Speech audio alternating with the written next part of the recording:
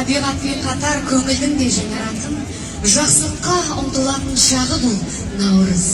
Бұл күні біз шаңырақтың берекесін, отбасының бірлігін ерекше ұлықтаймыз.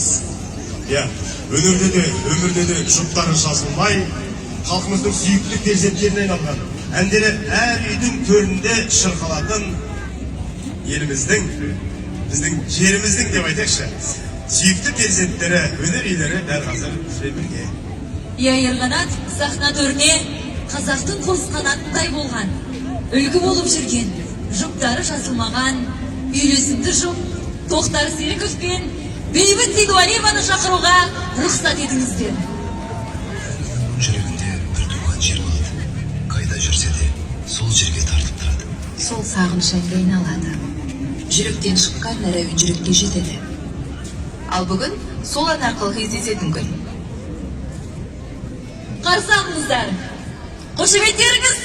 Тоқтар Серіков және Бейбіт Сейдуалиева. Ассалаумағалейкум ардақты ағайын. Қымбатты туған ел, мереке құтты болсын, мейрам құтты болсын ардақты ағайын. Ұлы соң болсын.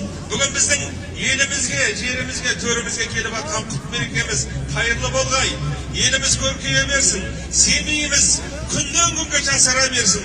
Осы елді басқарып отырған Берік Уәли мырзаға, жалпы халыққа шексіз рахметімді айтамын. Тамам болыңыздар, ақ болыңыздар ардақты ағайын. Әрқашан біздің жүрегімізде мәңгі сіздер сақталып тұрсыздар.